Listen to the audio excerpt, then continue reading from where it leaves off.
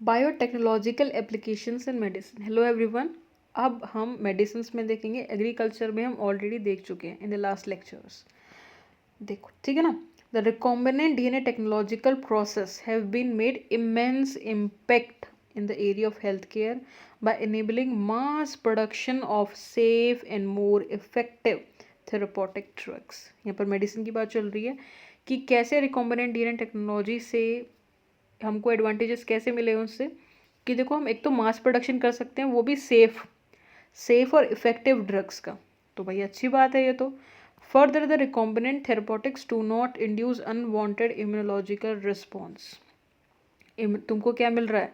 Unwanted कोई चीज़ें, क्योंकि रिकॉम्बिनेंट डीएनए टेक्नोलॉजी में हम सिर्फ क्या लेते हैं, जीन ऑफ इंटरेस्ट लेते हैं, तो अनवांटेड तो कुछ होना ही नहीं है।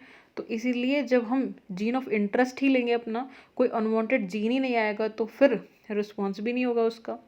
लेकिन पहले ऐसा नहीं होता था, पहले हम एक नॉन ह्यूमन रिसोर्स से लेते थे। क्या, जैसे इसमें अभी हम पढ़ेंगे भी आगे इंसुलिन के बारे में। इंसुलिन में जब इंसुलिन की डिफिशियंसी होती है ह्यूमन के अंदर, तो हम एक non human source, slaughtered pig, cattle, इनसे इंसुलिन निकाल कर ह्यूमन की बॉडी में इंड्यूस कराते थे, जिससे कभी कभी एलर्जी हो जाती थी। होती ही थी, क्यों? क्योंकि भैया तुम किसी फॉरेन पार्टिकल को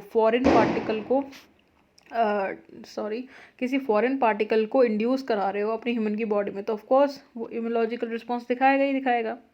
लेकिन अब ऐसा कोई झंझट वगैरह नहीं है। क्यों? क्योंकि अब अपन रिकॉम्बिनेंट डीएनए टेक्नोलॉजी का यूज़ कर रहे हैं, किसी नॉन ह्यूमन रिसोर्स से नहीं ले रहे हैं। At present about important, most important PYQs तक हैं इससे, कि प्रेजेंट में 13 रिकॉम्बिनेंट, याद रखना please, 13 recombinant therapeutic have been approved for human use. Human welfare के लिए कितने रिकॉम्बिनेंट हमको मेडिसिन फील्ड में थेरेपॉटिक्स में कितने रिकॉम्बिनेंट हमको अप्रूव कर रखे हैं? 30 रिकॉम्बिनेंट्स, 30, जिसमें से 12 हमारे इंडिया के हैं। ठीक है ना। In India 12 of these are presently being marketed. ठीक है ना। तो 30 तो देखो पूरे वर्ल्ड ओवर से हैं और 12 उसमें इंडिया के हैं। अब ध्यान से इंसुलिन के बारे में बता रखा है इसमें, ध्यान से पढ़ते हैं जेनेटिकली इंजीनियर्ड इंसुलिन के बारे में। ठीक है ना। चलो, management of adult onset diabetes, what I'm saying, management of adult onset diabetes is possible by taking insulin at regular time interval। होता क्या, तुमने भी नोटिस किया होगा कि तुम्हारे जो आसपास लोग होंगे ना, उनको डायबिटीज़ होंगी ही होंगी मोस्टली। तो उनको हम कैसे, मतलब कैसे मैनेज करते होंगे डायबिटीज़ को? भैया रेगुलर इंटरवल्स पर तुम अपना इंसुलिन ले रहे हो, इंसुलिन के shots low. What would our diabetic patient do if enough human insulin was not available?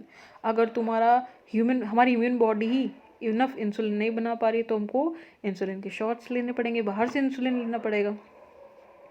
If you discuss this, you would soon realize that one would have to isolate and use insulin from other animal। हमको किसी और animal से insulin को isolate और use करना पड़ेगा। Would the insulin isolated from other animal be just as effective as that of secreted by the human body? हाँ, effective तो इतनी होगी, लेकिन थोड़ा बहुत कम हो सकती है, लेकिन उतनी होगी। बट आगे क्वेश्चन तुम्हारा पूछा गया है, would it not elicit an immune response in the human body? Of course it will। Allergy यहाँ पर तुम लिख लो कि हाँ करेगी, ऑफकोर्स करेगी, एलर्जी करेगी। आगे इसमें बहुत अच्छे समझा रखा है, इसीलिए I am not going to waste time here. Now imagine if bacterium were available. सोचो बैक्टीरिया अवेलेबल है जो ह्यूमन इंसुलिन को बना पा रहा है। एक ऐसा देखो इकोलाई बैक्टीरिया तुम एग्जांपल ले लो, ये तुम्हारा ह्यूमन इंसुलिन को बना रहा है, तो तुम फिर क्या दिक्कत है? फिर तो whole process become so simple, बहुत सिंपल हो जाएगा। फिर तो हम इकोलाई देखो बहुत जल्दी जल्दी डिवाइड करते हैं। कितनी देर में डिवाइड करते हैं? 20 minutes आई गेस। तो you can easily grow a large quantity of bacteria and make as much insulin as you want, है ना। तो इकोलाई में अपना सोचो हमारी इकोलाई अगर इंसुलिन बना पा रही होती, तो तुम इकोलाई को न्यूमरस टाइम पे उसको करवाओ, मल्टीपल करवाओ, और अपना जितना मन हो उतना इंसुलिन बनवाओ, जितना तुम्हें नीड हो। लेकिन होता क्या है कि इकोलाई कोई बैक्टीरिया थोड़ी इकोलाई बनाता है। तो हम रिकॉम्बिनेंट डीएनए टेक्नोलॉजी का यहाँ पर यूज़ करेंगे कि हम उस बैक्टीरिया के अंदर वो जीन इंसर्ट कर देंगे जिससे तुम्हारा इंसुलिन बने, और फिर उसकी न्यूमरस अमाउंट में कॉपी बनवा कर अपने होस्ट में इंड्यूस करा देंगे। लेकिन एक प्रॉब्लम है। प्रॉब्लम क्या है? प्रॉब्लम क्या है? वो प्रॉब्लम भी आगे है। ऐसा अपन कर नहीं पाते हैं डायरेक्टली। क्यों नहीं कर पाते? एक प्रॉब्लम है। अरे प्रॉब्लम है, प्रॉब्लम क्या प्रॉब्लम है? देखो अभी आगे बताएगा। कहाँ पर थे? हाँ यहाँ पर देखो देखो, बहुत इंपॉर्टेंट क्वेश्चन है ये। कोशिश करना, सोचना कि क्या तुमको इसका आंसर पता है। Think about whether insulin can be orally administered और टू डायबिटिक पीपल और नॉट। तो इसका आंसर है नो, कभी नहीं। इंसुलिन के शॉट्स दिए जाते हैं, इंजेक्शन से ली जाती है। इंसुलिन की कोई भी मेडिसिन खाने के लिए नहीं दी जाती है। क्यों? क्योंकि भाई इंसुलिन एक प्रोटीन है। इंसुलिन क्या है? एक प्रोटीन। और जैसे ही तुम खाओगे तो प्रोटीन तो बॉडी के अंदर एलिमेंट्री कैनाल में डाइजेस्ट ही हो जाएगी, क्योंकि प्रोटीन डाइजेस्टिव एंजाइम हमारी एलिमेंट्री कैनाल में है। तो फिर वो सेल्स को कैसे मिलेगी? कहीं से मिलेगी? सोचो सोचो। तो सेल्स तक तो ये इंसुलिन तुम्हारी पहुंच ही नहीं पाएगी। इसीलिए होता क्या कि डायरेक्टली उसको ब्लड में डाल दो तुम, शॉर्ट्स लो, मतलब बोले तो इंजेक्शन के थ्रू डायरेक्टली उसको इंजेक्ट कराओ ब्लड में और पहुंचाओ सेल तक। इसीलिए कभी भी इंसुलिन को ओरली, और तुम ले भी नहीं सकते। क्यों? क्योंकि इंसुलिन की ओरली लेने वाली गोलियां बनी ही नहीं है। चलो, insulin use for diabetes was earlier extracted from. देखो यही बताया था कि पहले जब हम इंसुलिन को डायबिटीज़ पेशेंट में यूज़ करते थे, डायबिटीज़ के लिए यूज़ करते थे, तो पहले उसको एक्सट्रैक्ट किया जाता था फ्रॉम पेनक्रियाज, इंपॉर्टेंट है, of slaughtered cattle and pigs. Slaughtered तो समझ रहे हो ना तुम? तो पहले उसे स्लॉटर्ड कैटल और पिग्स के पेनक्रियाज से एक्सट्रैक्ट किया जाता था। किसको? इंसुलिन को। किसके लिए? डायबिटिक पेशेंट्स के लिए, डायबिटीज़ के लिए। चलो, insulin from an animal source, ये जो सोर्स हैं ये इसके लिए बात कर रहे हैं। Insulin from an animal source दो caused some patient to develop allergy. हुआ क्या कि कुछ पेशेंट्स में एलर्जी डेवलप हो जाती थी, क्योंकि नॉन ह्यूमन सोर्स से तुम इंसुलिन को ह्यूमन सोर्स के अंदर डाल रहे हो। क्योंकि भैया एक फॉरेन प्रोटीन ही तो हो गई। एनिमल सोर्स, एनिमल का तुम ह्यूमन में डालोगे तो ऑफकोर्स ह्यूमन के लिए तो ये फॉरेन प्रोटीन ही होगी ना। तुम्हारी इम्यून रिस्पॉन्स काम नहीं करेगा क्या? और other type of reactions, allergy हो गई या कुछ और टाइप के रिएक्शंस टू फॉरेन प्रोटीन। ठीक है, आगे बता रहे हैं कि इंसुलिन इंपॉर्टेंट है। इंसुलिन कंसिस्ट, ये तो पूरा ही पैरा इंपॉर्टेंट है, सबको ही हाईलाइट कर लो इसको। Insulin consist of 2 short polypeptide chain. यहाँ पर पता है कौन से इंसुलिन की बात हो रही है? इंसुलिन 2 तरह की होती है। हमारी बॉडी में पहले बनता है तुम्हारा प्रो इंसुलिन, यहाँ पर उसकी नहीं, यहाँ पे बात हो रही है मैच्योर इंसुलिन की। मैच्योर इंसुलिन की, क्योंकि जो प्रो इंसुलिन होता है ना उसके अंदर 3 पॉलीपेप्टाइड चेन्स होती हैं। लेकिन मैच्योर के अंदर, एक सेकेंड, मैच्योर इंसुलिन के अंदर 2 शॉर्ट पॉलीपेप्टाइड चेन्स होती हैं। कौन कौन सी? चेन ए और चेन बी। ठीक है, और दोनों ही लिंक किससे होती हैं? डाइसल्फाइड ब्रिज से। Chain A and your chain B. Chain A तुम्हारी होती है 21 अमाइनो एसिड्स की, और चेन बी तुम्हारा होती है 30 अमाइनो एसिड्स की। लिख लेना एनसीईआरटी में। और टोटल ये हो गए तुम्हारे 51 अमाइनो एसिड्स। तो एक मैच्योर, यहाँ पर मैच्योर इंसुलिन के बारे में बात हो रही है, मैच्योर। अब ये जो ऊपर वो थी ना, मैंने अभी कुछ देर पहले बताया कि क्या डिफिकल्टी थी, क्यों हम ऐसा नहीं कर सकते कि भैया ई कोलाई के अंदर उसको डालो, जो जीन इंसुलिन बनाता है, कॉपीज़ बनवाओ और ह्यूमन में इंसर्ट कराते जाओ जहाँ जहाँ ज़रूरत है।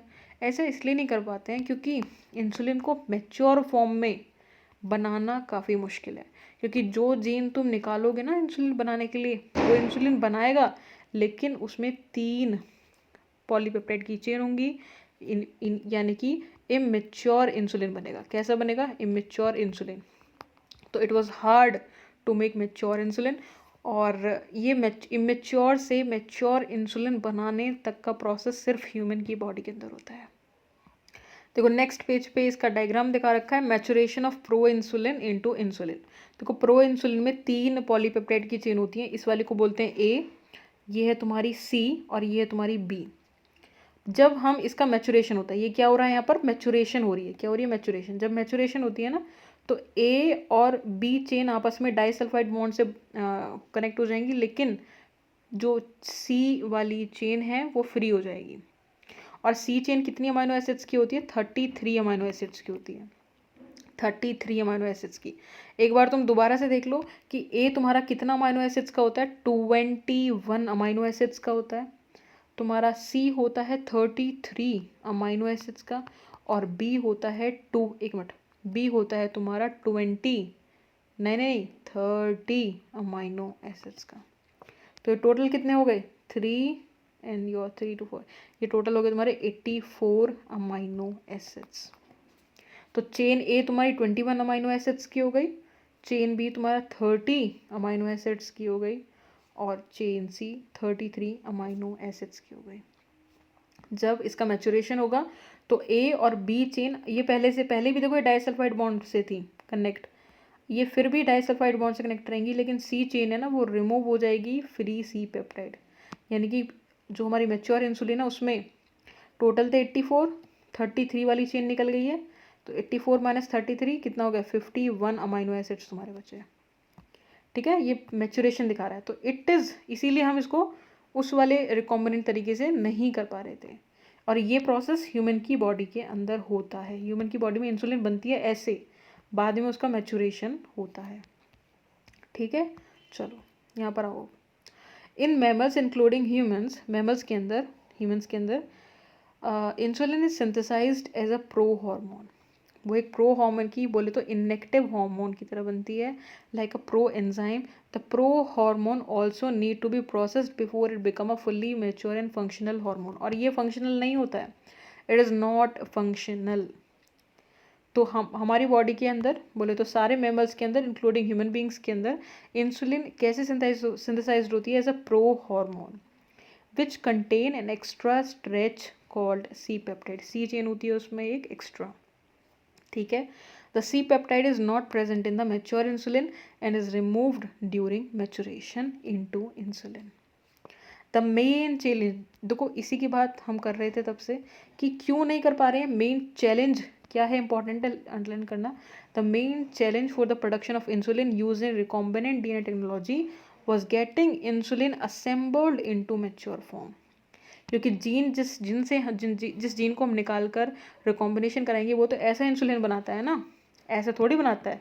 तो इसको मैच्योर फॉर्म में असेंबल करना is the main task. Important, most important और भी ज़्यादा इम्पॉर्टेंट लाइन है। इन 1983, कैसे याद रखेंगे? देखो मेरे टाइम पर मैंने याद रखा था 1983, एली लिली कंपनी थी, तो ई उसका उल्टा 3, ई से याद रखना तुम 3, और इसको थोड़ा सा और इन दोनों को मिला दो तो बनेगा 8, तो 1983। ठीक है, अब इन 1983 एक कंपनी थी एली लिली, अमेरिकन कंपनी थी। उसने क्या करा, 2 डीएनए के सीक्वेंस बनाए, ए बी सीक्वेंस बनाए अलग अलग इक्वलाई में।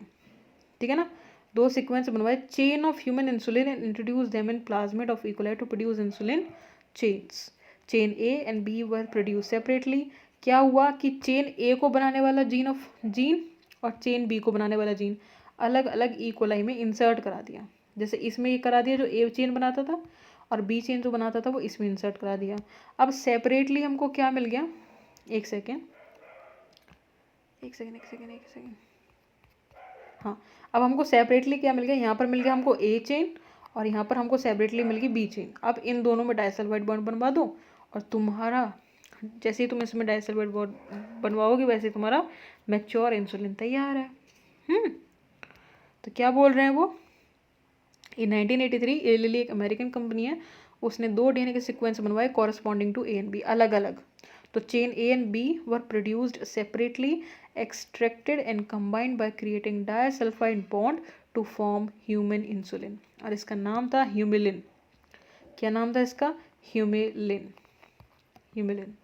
तो पहली आर्टिफिशियल इंसुलिन जो बनाई रिकॉम्बिनेंट डीएनए टेक्नोलॉजी का यूज़ करके, उसको बोला गया ह्यूम्युलिन। सिंथेटिक इंसुलिन है ये, सब बॉडी से बाहर बना है, रिकॉम्बिनेंट डीएनए टेक्नोलॉजी का यूज़ करा गया है। ठीक है, तो याद क्या क्या रखना है इसमें, 1983 इली लिली कंपनी अमेरिकन कंपनी है, अफ्रीकन कर देंगे, कुछ साउथ अमेरिका कर देंगे, गलत हो जाए, अमेरिकन कंपनी है, 1983 एली लिली अमेरिकन कंपनी है, 2 डीएनए के सीक्वेंस बनाए गए ए और बी के और सेपरेटली बनाए गए, अलग अलग इकोलाई में उसको इंट्रोड्यूस कराया, इंसुलिन चेन बनी अलग अलग, दोनों को बाहर निकाला और उनमें डाइसल्फाइड बॉन्ड क्रिएट करे और तुम्हारा ह्यूमन इंसुलिन सिंथेटिक इंसुलिन बन गया, उसको बोला गया ह्यूम्युलिन। ठीक है ना। और ऐसा क्यों करा गया, ऐसा क्यों करा गया, क्योंकि हमारी बॉडी में प्रो इंसुलिन बनती है, बाद में वो मैच्योर होती है इसमें, अदरवाइज तो इतना नहीं करना पड़ता। ठीक है, चलो ये तुम्हारा कंप्लीट हुआ पूरा इंसुलिन तक। नेक्स्ट में हम देखेंगे gene therapy. Till then keep studying, bye bye.